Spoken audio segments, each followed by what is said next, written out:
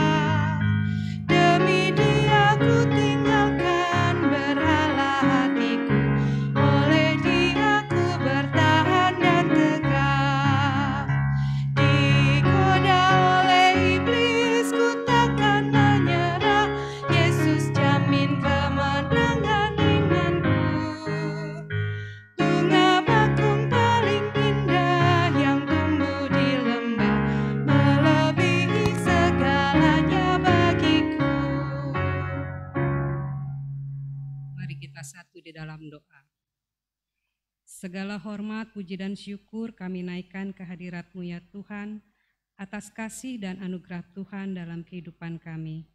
Terlebih untuk kasih setia-Mu yang selalu baru dalam hidup kami dari hari lepas hari. Ya Tuhan, malam hari ini kami melaksanakan ibadah keluarga secara online, yang walaupun dilaksanakan di rumah masing-masing, tapi tidak mengurangi sukacita kami untuk memuji dan memuliakan nama Tuhan. Bapa di surga, siapkan hati, pikiran kami Tuhan, agar mata hati dan pikiran kami fokus dan tertuju hanya padamu Tuhan. Berkati hamba-Mu Penatua Nelson Hutasoit yang akan memberitakan kebenaran firman, Bapa urapi dengan Roh Kudus-Mu, kiranya apa yang disampaikan semuanya berasal daripadamu. Berkati ibadah kami ini Tuhan dari awal hingga akhir, hanya di dalam nama Bapa, Anak, dan Roh Kudus. Amin. Mari kita membaca Mazmur dari Mazmur 1 ayat 1 sampai 6 secara berbalasan. Berbahagialah orang yang tidak berjalan menurut nasihat orang fasik, yang tidak berdiri di jalan orang berdosa, dan yang tidak duduk dalam kumpulan pencemooh, tetapi yang kesukaannya ialah Taurat Tuhan, dan yang merenungkan Taurat itu siang dan malam. Ia seperti pohon yang ditanam di tepi aliran air, yang menghasilkan buahnya pada musimnya, dan yang tidak layu daunnya. Apa saja yang diperbuatnya berhasil. Bukan demikian orang fasik. Mereka seperti sekam yang ditiupkan angin. Sebab itu orang fasik tidak akan tahan dalam penghakiman. Begitu pula orang berdosa dalam perkumpulan orang benar. Sebab Tuhan mengenal jalan orang benar, tetapi jalan orang fasik menuju kebinasaan. Persilakan duduk kembali. Kita menyanyi dari Gita Bakti 71 baitnya yang ketiga, Tuhan Yesus Sahabatku.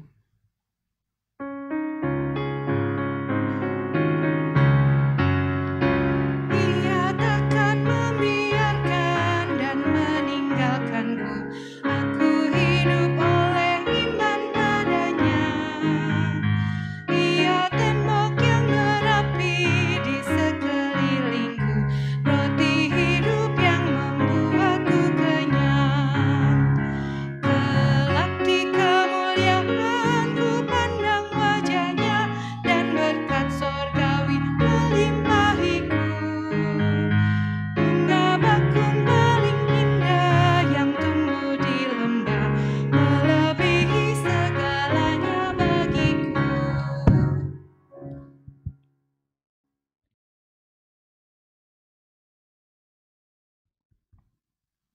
Ibu Bapak, kita akan masuk dalam penderitaan firman Tuhan. Untuk itu, mari kita mohon bimbingan Roh Kudus. Bapa Surgawi yang kami sembah di dalam Putra-Mu yang tunggal, Tuhan kami Yesus Kristus. Kami telah menyelesaikan aktivitas kami sepanjang hari ini Tuhan. Badan, jiwa kami letih Tuhan, karena segala aktivitas kami di sepanjang hari ini. Karena segala persoalan-persoalan yang harus kami selesaikan Tuhan. Untuk itu Tuhan, kami akan mendengarkan firman-Mu Tuhan, yang akan memberi kesegaran bagi jiwa kami Tuhan, dan juga suluh bagi setiap langkah kami Tuhan. Oleh karena itu Tuhan, diamkanlah semua suara lain, kecuali suara-Mu saja Tuhan, sehingga kami boleh mendengarkan akan firman-Mu dan melaksanakannya dalam kehidupan kami sehari-hari. Berfirman ya Tuhan, kami anak-anak-Mu sedia untuk mendengar. Dalam Yesus Kristus kami berdoa. Amin.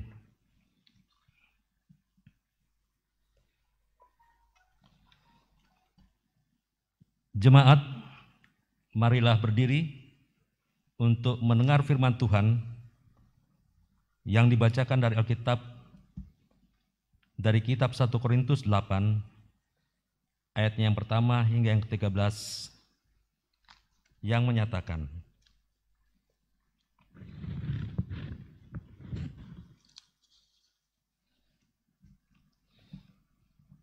kitab 1 Korintus 8, ayatnya yang pertama hingga yang 13, yang menyatakan, tentang daging persembahan berhala kita tahu kita semua mempunyai pengetahuan.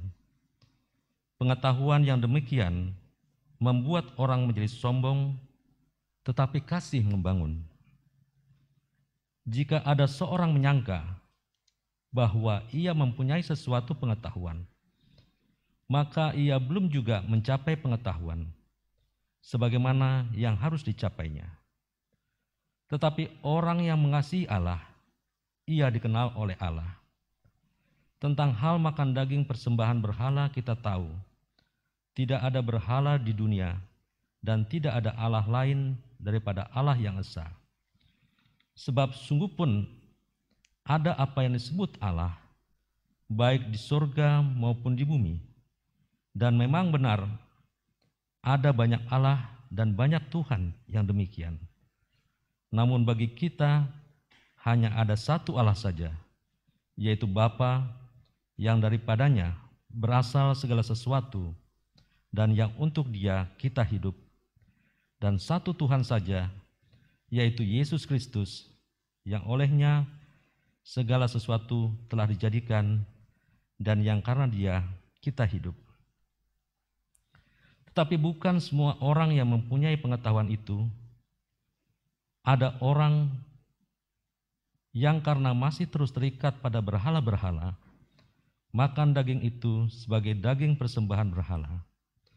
Dan oleh karena hati nurani mereka lemah, hati nurani mereka itu dinodai olehnya. Makanan tidak membawa kita lebih dekat kepada Allah. Kita tidak rugi apa-apa kalau tidak kita makan, dan kita tidak untung apa-apa kalau kita makan. Tetapi jagalah supaya kebebasanmu ini jangan menjadi batu sandungan bagi mereka yang lemah. Karena apabila orang melihat engkau yang mempunyai pengetahuan sedang duduk makan di dalam kuil berhala, bukankah orang yang lemah hati nuraninya itu dikuatkan untuk makan daging persembahan berhala? Dengan jalan demikian, orang yang lemah, yaitu saudaramu, yang untuknya Kristus telah mati, menjadi binasa karena pengetahuanmu. Jika engkau secara demikian berdosa terhadap saudara-saudaramu dan melukai hati nurani mereka yang lemah, engkau pada hakikatnya berdosa terhadap Kristus. Karena itu, apabila makanan menjadi batu sandungan bagi saudaraku, aku untuk selama-lamanya tidak akan mau makan daging lagi, supaya aku jangan menjadi batu sandungan bagi saudaraku. Demikianlah pembacaan Alkitab. Berbahagialah semua orang yang mendengar firman Tuhan dan melakukannya. Terpujilah Tuhan Yesus. Haleluya.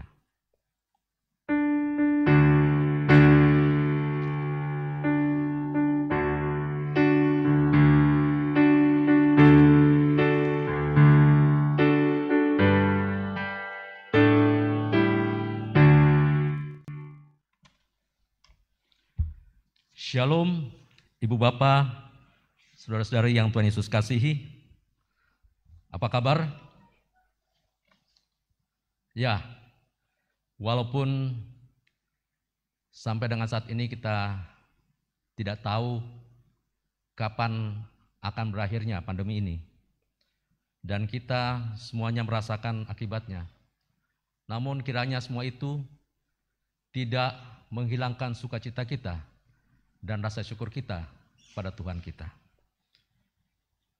Perikop bacaan kita pada hari ini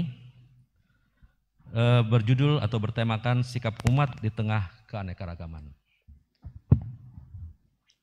Perikop pada malam hari ini akan saya awali dengan sebuah cerita singkat. Afuk, begitulah kira-kira namanya ya, adalah seorang remaja Kristen yang berlatar belakang bukan dari keluarga Kristen. Meskipun kedua orang tuanya belumlah menjadi Kristen, namun mereka tidak melarang Afuk untuk aktif ke gereja. Salah satu alasannya adalah karena perubahan sikap yang terlihat pada Afuk. Sebelumnya ia adalah seorang remaja yang sangat nakal, ugal-ugalan, dan tidak menghormati orang tuanya. Namun setelah bertobat dan percaya kepada Tuhan Yesus, perilakunya berbalik 180 derajat. Tentunya hal ini sangat menggembirakan hati kedua orang tuanya, sehingga mereka tidak melarang Afuk ke gereja. Di sini ada suatu pergumulan yang dihadapi oleh Afuk, yaitu berkenaan dengan makanan yang telah dipersembahkan kepada berhala. Sesuai dengan tradisi turun-temurun, pada tanggal 1 dan 15 menurut kalender Tionghoa, kebanyakan makanan yang terhidang di meja itu telah dipersembahkan kepada berhala. Apakah ia boleh makan makanan tersebut?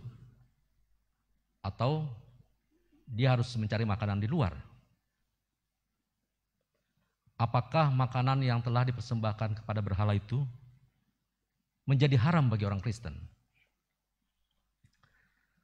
Tadi saya menjelang pulang dari kantor, saya sempat mendengar pembicaraan di antara ibu-ibu. Ya, kalau ibu-ibu kumpul ngobrol, topiknya tidak jauh dari kuliner gitu ya. Jadi mereka sedang membicarakan salah satu kuliner dari Madiun, yaitu kue bluder, ya bukan brudel tapi bluder. Itu adalah salah satu kuliner dari Madiun yang sangat terkenal. Saya mendengar cerita dari ibu-ibu yang berasal dari Madiun. Dia mengatakan bahwa kalau orang Madiun asli, dia tidak akan makan kue bluder itu. Karena kue itu mereka yakini, mereka tahu bahwa itu salah satu yang dipakai dalam persembahan kepada berhala ya, di samping jeruk dan lain sebagainya. Jadi kalau orang Madiun asli tidak akan memakan makanan itu. Tapi bagi pendatang, ya, itu mereka tidak tahu itu dan tidak memperdulikan itu. Mereka membelinya dan sebagai oleh-oleh dan memakannya. Jadi masalah makanan yang dipersembahkan kepada berhala itu ternyata masih terjadi sampai dengan saat ini. Untuk menjawab pergumulan Afuk tadi, kita harus meneliti pernyataan Alkitab berkenaan dengan permasalahan tersebut. Nah, apa yang dialami oleh Afuk tersebut itu juga terjadi pada jemaat pada abad pertama, khususnya jemaat di Korintus. Kebanyakan orang percaya di Korintus berlatar belakang orang-orang yang menyembah berhala. Masih banyak sanak keluarga dan teman-teman yang belum percaya kepada Tuhan Yesus dan masih mengadakan penyembahan kepada berhala. Di samping itu, daging yang diperjualbelikan di pasar-pasar di kota Korintus dan juga kota-kota lain yang masyarakatnya menyembah berhala, kebanyakan berasal dari binatang korban persembahan di kuil-kuil berhala. Sebab dagingnya bagus, tetapi harganya lebih murah. Dalam kondisi seperti itu, jemaat Korintus bertanya kepada Paulus, bagaimana sikap yang seharusnya terhadap makanan yang telah dipersembahkan kepada berhala? Apakah orang Kristen boleh memakannya? Apakah orang Kristen boleh membeli daging di pasar? Apakah orang Kristen juga boleh menerima undangan makan dari sanak keluarga dan teman-teman yang belum Kristen? Itu kira-kira pertanyaan jemaat Korintus pada saat itu. Persoalan semacam ini banyak mengusik perasaan orang yang lemah imannya atau orang Kristen baru. Jadi bagaimana sikap yang tepat bagi jemaat Korintus? Ibu bapak, saudara-saudari, apakah kita pernah berpikir bahwa setiap tingkah laku kita memberikan pengaruh kepada orang lain? Sebagai seorang Kristen, kita perlu menyadari bahwa setiap tingkah laku kita akan memberikan dampak yang positif ataupun dampak yang negatif terhadap orang lain. Setiap tindakan kita akan membawa orang lain semakin dekat atau semakin jauh dari Kristus. Jika kita hidup dengan penuh tanggung jawab, maka tindakan kita bisa membawa orang lain lebih dekat kepada Kristus.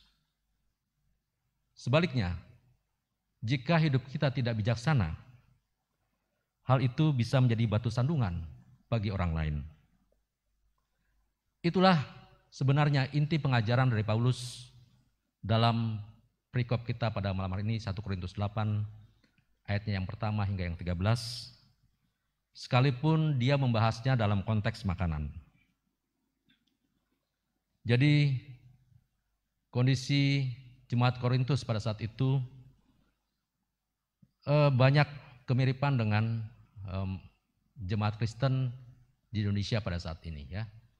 Masyarakatnya sangat pluralistik, banyak agama yang berkembang, aliran kepercayaan, dan juga penyembahan-penyembahan berhala pun sampai sekarang masih terjadi. Dalam ayat 1, Paulus mengatakan bahwa mengenai daging persembahan berhala, kita semua memiliki pengetahuan. Pengetahuan yang dimaksud oleh Paulus adalah bahwa jemaat Korintus memahami bahwa tidak ada sesuatu apapun yang haram. Namun Paulus mengingatkan bahwa jika kita memiliki pengetahuan itu, kita harus berhati-hati. Karena hal itu bisa membawa kita kepada kesombongan. Kesombongan dalam konteks ini ditunjukkan ketika kita mendorong atau mungkin memaksa orang lain memakan segala sesuatu karena kita meyakini tidak ada yang haram atau dilarang. Sementara orang lain menganggap bahwa masih ada beberapa jenis makanan yang haram. Itulah sebabnya Paulus mengatakan bahwa pengetahuan yang demikian membawa pada kesombongan.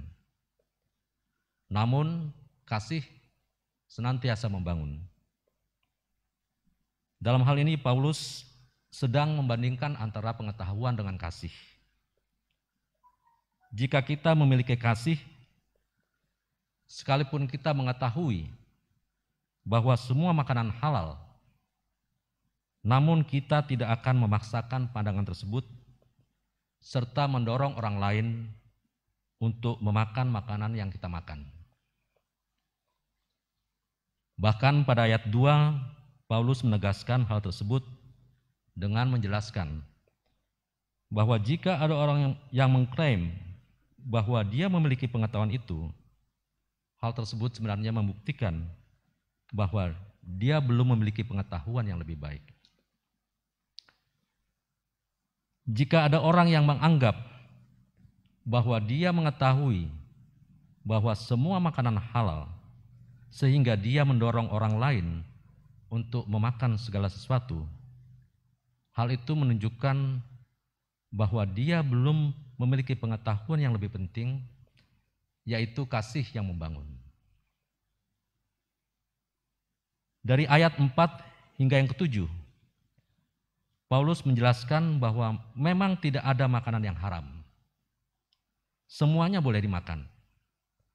Namun belum semua orang memahami hal ini. Karena itu kita tidak perlu memaksakan pandangan ini, apalagi memperdebatkannya. Namun kita perlu memahami bahwa makanan tidak akan membawa kita semakin dekat ataupun semakin jauh dari Allah. Itulah yang ditekankan oleh Paulus dalam ayat 8. Paulus mengatakan bahwa kita tidak akan rugi jika kita tidak makan. Dan sebaliknya, kita pun tidak akan untung jika kita memakannya. Jadi yang tidak makan tidak akan merasa rugi, dan yang makan pun tidak akan merasa untung. Setelah Paulus menjelaskan bahwa makanan tidak akan membawa kita semakin dekat atau semakin jauh dari Allah,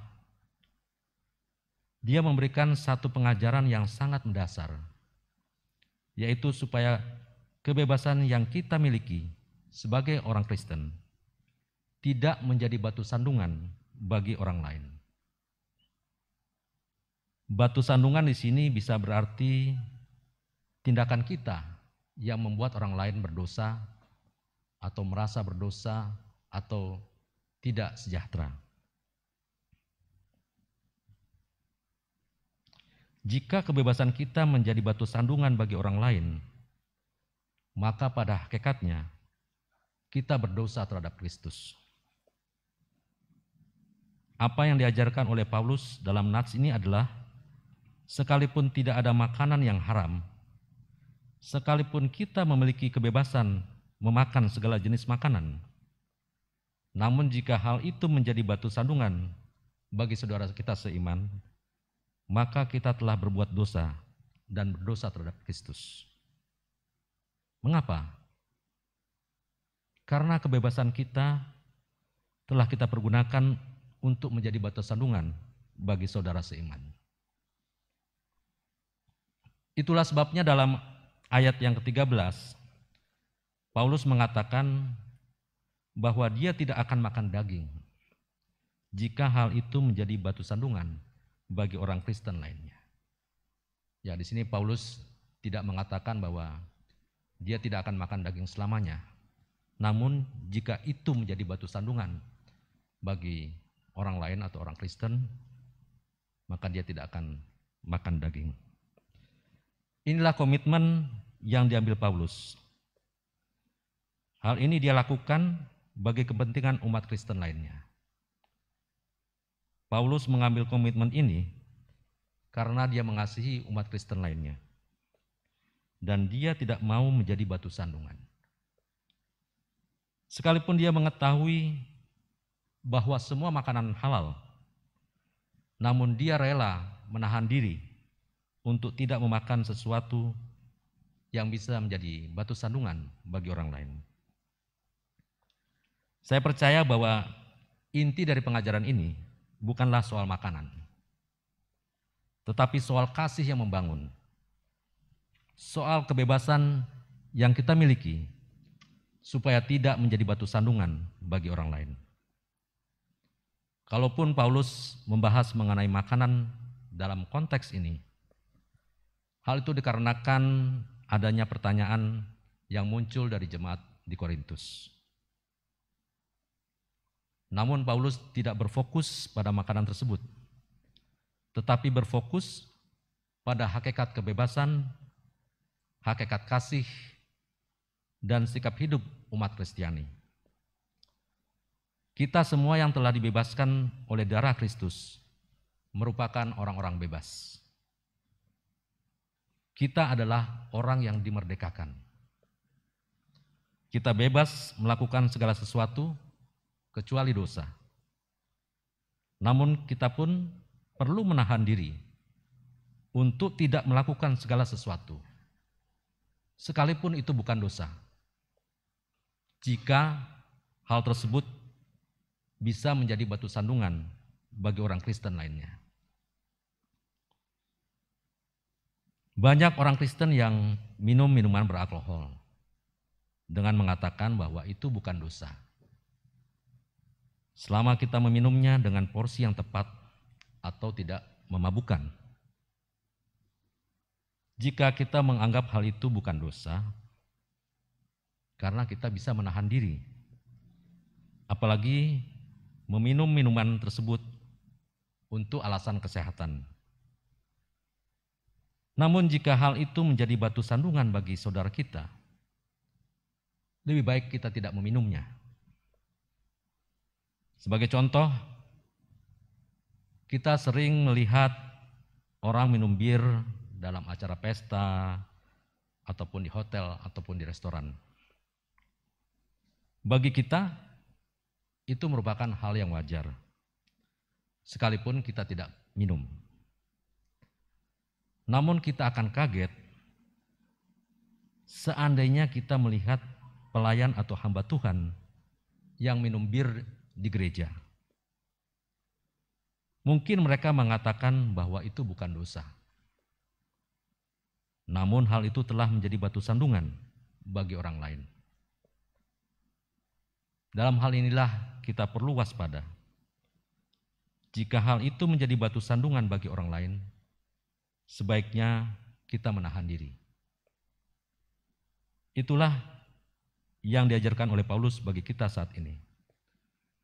Kita orang merdeka karena Kristus telah memerdekakan kita. Kita orang bebas, namun kita perlu menahan diri supaya jangan sampai kebebasan yang kita miliki menjadi batu sandungan bagi orang lain.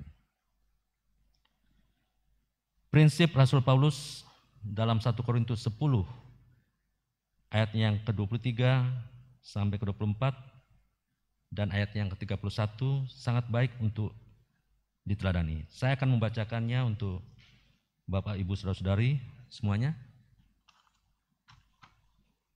1 Korintus 10 ayatnya yang ke-23, 24 dan 31. Demikian bunyinya. Segala sesuatu diperbolehkan. Benar, tetapi bukan segala sesuatu berguna. Segala sesuatu diperbolehkan. Benar, tapi bukan segala sesuatu membangun. Ayat yang ke-24.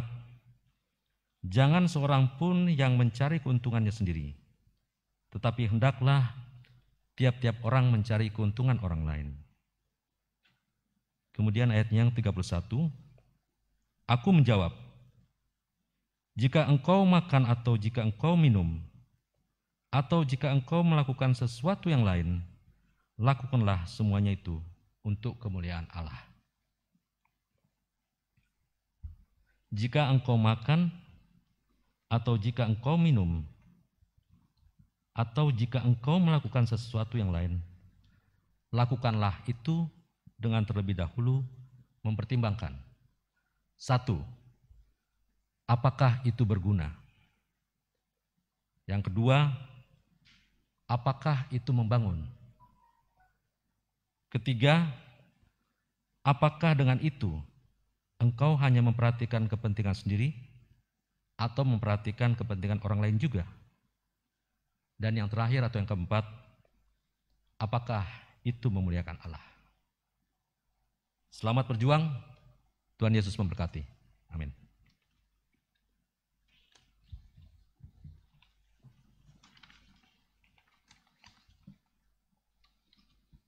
Kita bersatu dulu sejenak.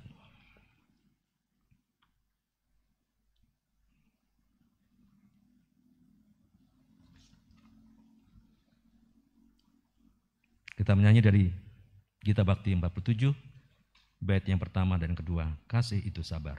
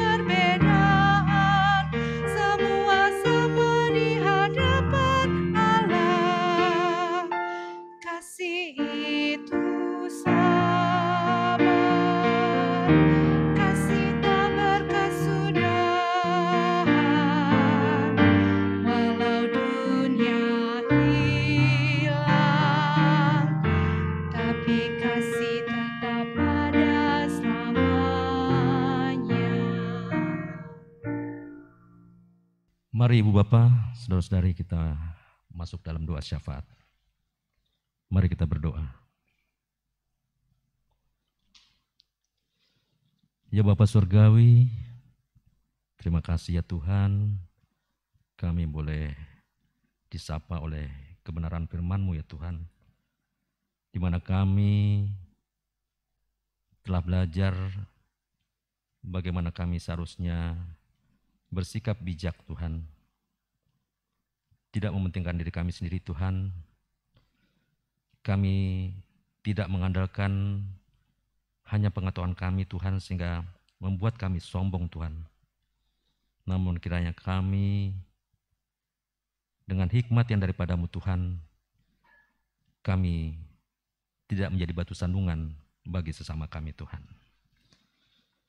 Ya Tuhan, pada saat ini Tuhan kami berdoa untuk warga jemaat GPB Trinitas yang sedang sakit dan dalam masa pemulihan Tuhan. Kiranya Engkau berkenan melawat mereka Tuhan. Engkau adalah tabib dan segala tabib Tuhan. Engkau sanggup menyembuhkan mereka Tuhan. Engkau memberkati segala obat, makanan, minuman, segala tindakan medis yang diberikan kepada anak-anak-Mu yang saat ini tengah sakit Tuhan. Kami berdoa untuk hamba-Mu, Bapak Pendeta Teddy Christian Segarlaki Masinambo, yang saat ini dirawat di Rumah Sakit Hermina Tuhan, karena sakit yang ia rasakan Tuhan. Tuhan, kasihani hamba-Mu ini Tuhan, Engkau mengangkat penyakitnya Tuhan, agar ia boleh sembuh kembali dan dapat kembali melayani Engkau di gereja-Mu GPB Jemaat Trinitas Tuhan. Demikian juga Tuhan, Engkau memberikan kekuatan, kesehatan bagi keluarganya Tuhan, agar dapat senantiasa mendampingi hamba-Mu ini Tuhan, sehingga hamba-Mu ini boleh sembuh kembali Tuhan. Kami juga berdoa untuk hamba-Mu, Pendeta Emeritus Robert Zakarias, Bapak Yohanes Pasaribu, Bapak Tony SM Sihombing, Oma Yolana Liau, Oma Destrin Tatuo, Bapak Julianus Buce Riri Hena, Adik Gauriel Eugenio Mandali, Ibu Sundari Sulistyo, Bapak Sihar Sagala, Ibu Delisa Sianturi, Ibu Jenny Lumintang, Saudara Farko Farmakeleu, Ibu Tiomas Pangaribuan, Ibu Riana Pangaribuan, Ibu Uka Siombing Boru Samosir, Oma Stientewu Lumentah, Bapak Mujianto, Ibu Aspita Sianipar, Adik Paskalia. Tuhan, kami serahkan semua anak-anak-Mu Tuhan ke dalam tangan kasih-Mu Tuhan. Engkau yang menyembuhkan, Engkau yang memulihkan kesehatan mereka Tuhan. Kami juga berdoa untuk pemerintah, bangsa dan negara kami Tuhan. Tuhan, tolong bangsa kami yang saat ini mengalami kesusahan Tuhan, kesulitan karena pandemi COVID-19 ini Tuhan, yang belum tahu kapan berakhirnya Tuhan.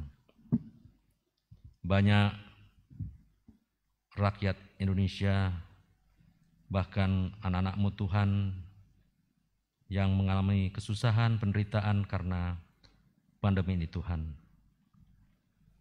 Kiranya Engkau berkenan mengangkat, melalukan wabah ini Tuhan dari muka bumi ini Tuhan, khususnya dari bumi Indonesia ini Tuhan. Kami berdoa untuk anak-anak-Mu yang dalam perawatan karena wabah ini, Engkau mau sembuhkan mereka. Juga mereka yang telah ditinggalkan oleh orang-orang yang mereka kasih karena wabah ini Tuhan, Engkau mau hibur dan kuatkan mereka Tuhan. Kami juga berdoa untuk para tenaga medis, para relawan, aparatur TNI Polri, bahkan cleaning service, dan semua yang terlibat dalam penanganan wabah ini Tuhan. Kiranya Engkau lindungi dan bentengi mereka Tuhan, sehingga mereka tidak terkena wabah ini Tuhan. Berikan hikmat kepada pemerintah bangsa kami, dari mulai tingkat pusat hingga tingkat daerah Tuhan, untuk dapat mengambil langkah-langkah yang tepat untuk mengatasi wabah ini Tuhan. Kami juga berdoa untuk anak-anak-Mu yang saat ini masih menempuh pendidikan, baik itu di bangku SD, SMP, SMA, bahkan perguruan tinggi Tuhan. Kiranya Engkau tolong mereka, khususnya dalam proses belajar secara online ini Tuhan. Kiranya semua itu tidak menjadi hambatan bagi mereka untuk menyerap ilmu pengetahuan Tuhan. Berikan mereka kecerdasan, berikan mereka semangat belajar yang tinggi Tuhan.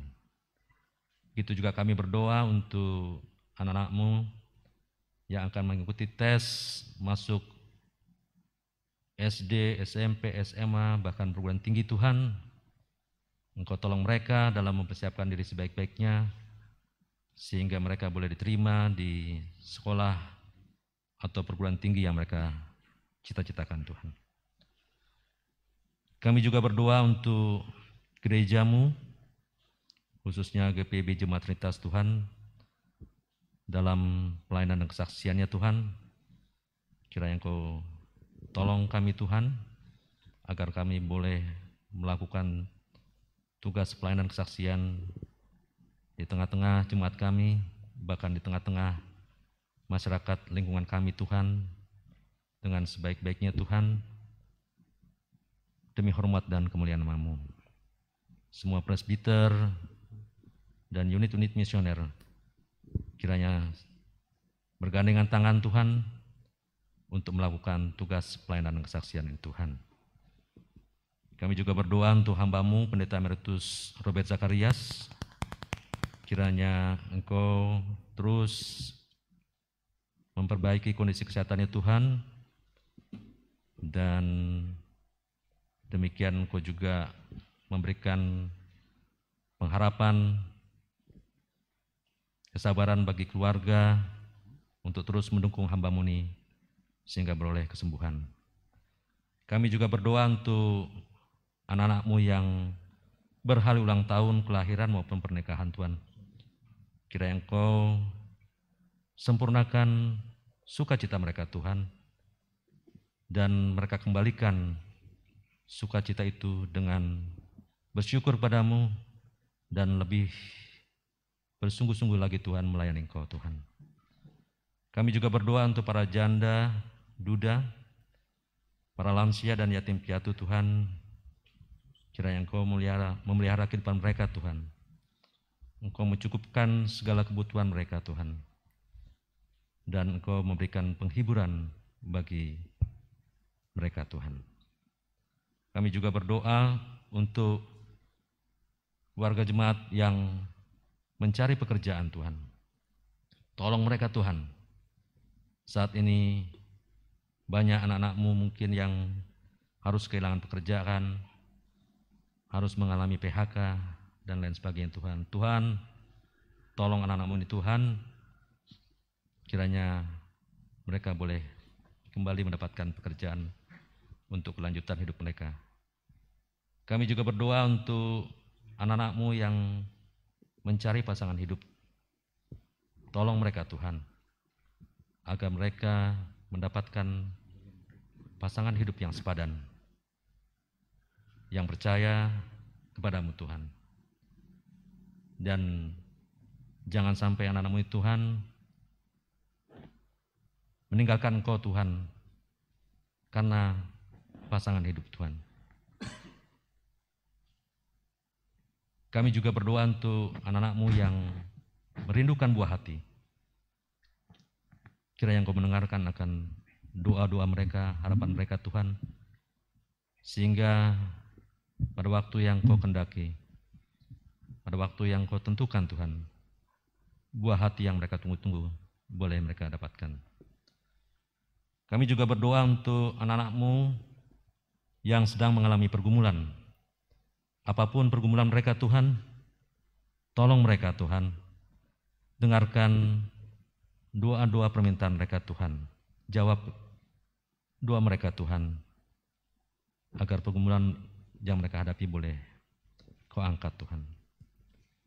Kami juga berdoa untuk jemaat-Mu, anak-anak-Mu yang sedang berduka cita. Engkau mau hiburkan dan kuatkan mereka Tuhan. dan kiranya mereka tidak kehilangan pengharapan kepada-Mu Tuhan. Kami juga berdoa untuk anak-anak-Mu yang menjadi korban bencana alam,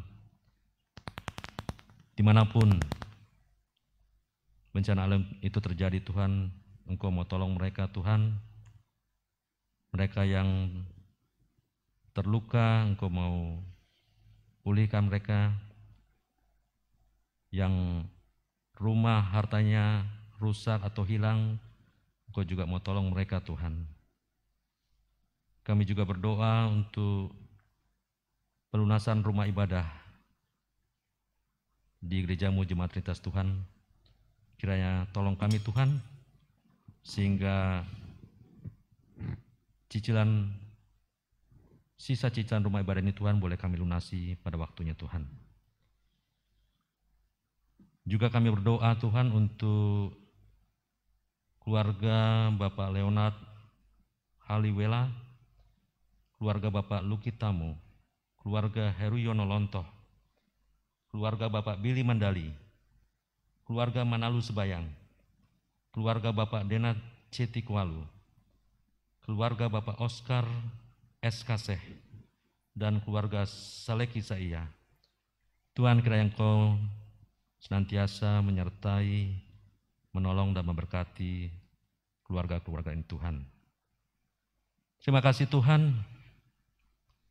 Inilah doa kami Tuhan dan permohonan kami.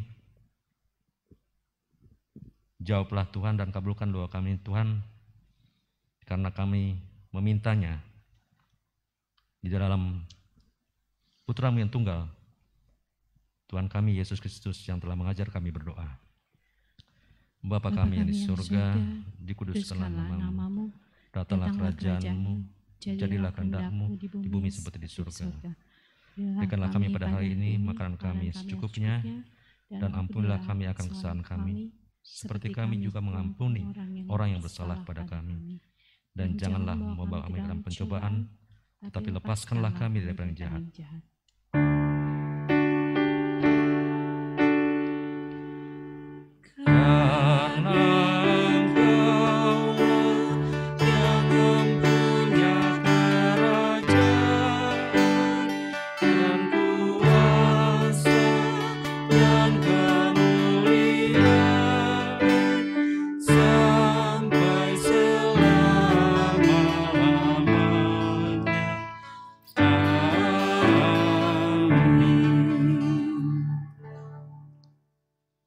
Kita akan mendengarkan persembahan pujian dari vokal grup Sahea Akustik dengan judul lagu Tuhan Pimpin Anak-Mu. Kidung Jemaat 413.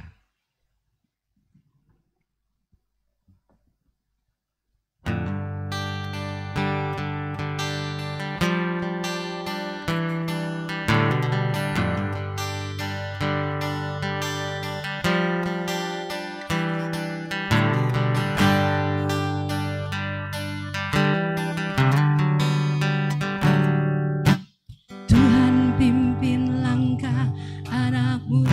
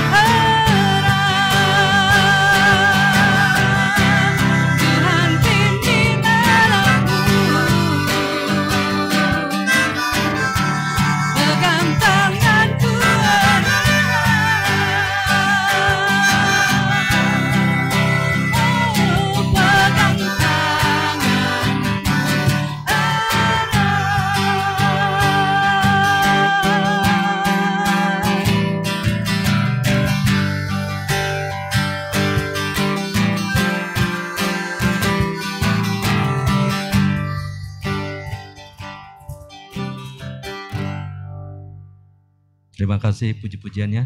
Tuhan Yesus memberkati.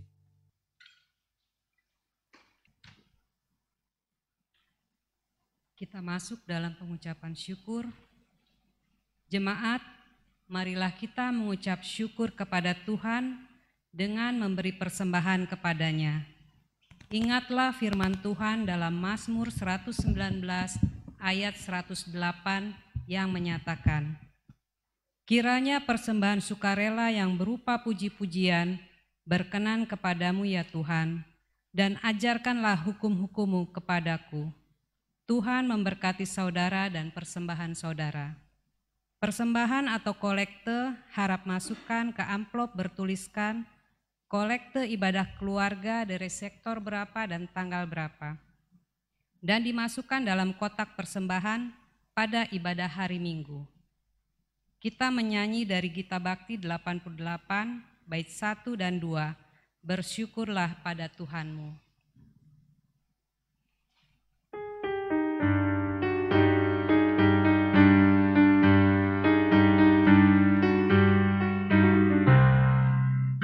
Bersyukurlah pada Tuhanmu, bersyukurlah karena kasih-Nya, persembahkan dirimu kepadanya sebagai persembahan tulus dan benar. Itu ibadah murni dan sejati yang berkenan kepada Tuhanmu. Soraklah hai umat-Nya, bawa persembahan padanya sambil bersukacita sujud menyembahnya, mengucapkan syukur puji namanya.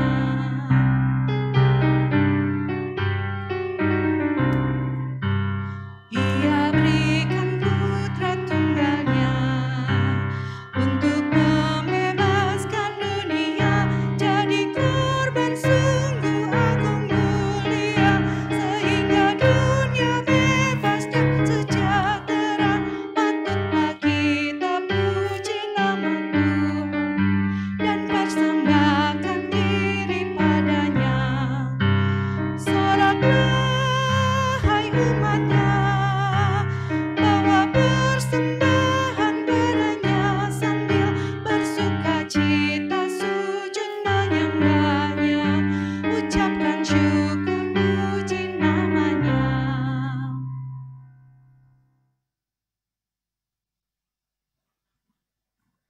Mari berdiri untuk menyerahkan persembahan ini kepada Tuhan dalam doa syukur. Kita berdoa. Terima kasih Tuhan untuk firman yang boleh kami dengar, firman yang menguatkan dalam hidup beriman kami. Kami bersyukur ya Tuhan, Engkau memampukan kami memberi persembahan yang asalnya juga berasal daripadamu. Kuduskan persembahan ini ya Tuhan dari umat yang telah Kau selamatkan ini. Berkati tangan-tangan yang akan mengelolanya agar dapat dikelola dengan baik seturut dengan kehendak-Mu, sehingga boleh dipakai untuk berkarya layan, membangun jemaat-Mu dalam pelayanan kasih dan keadilan. Di dalam nama Yesus kami berdoa dan mengucap syukur. Amin.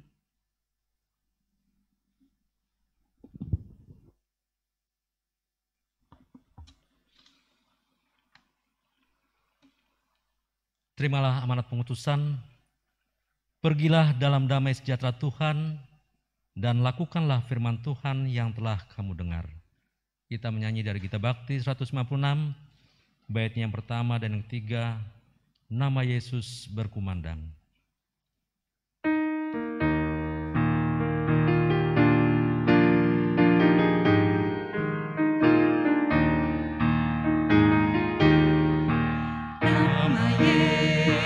Berkumandang di sejarah dunia, nama Yesus menyampaikan damai dan bahagia.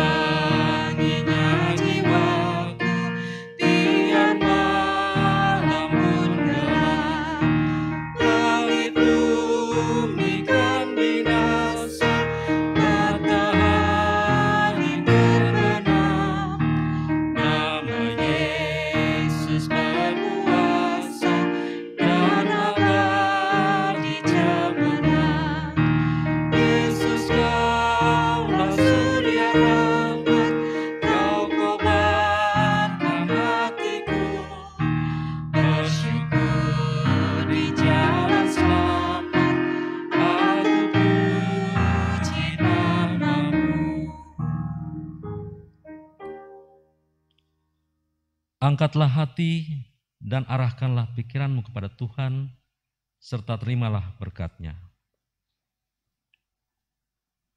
Kasih karunia Tuhan Yesus Kristus, kasih Allah Bapa, dan persekutuan Roh Kudus menyertai kamu sekalian.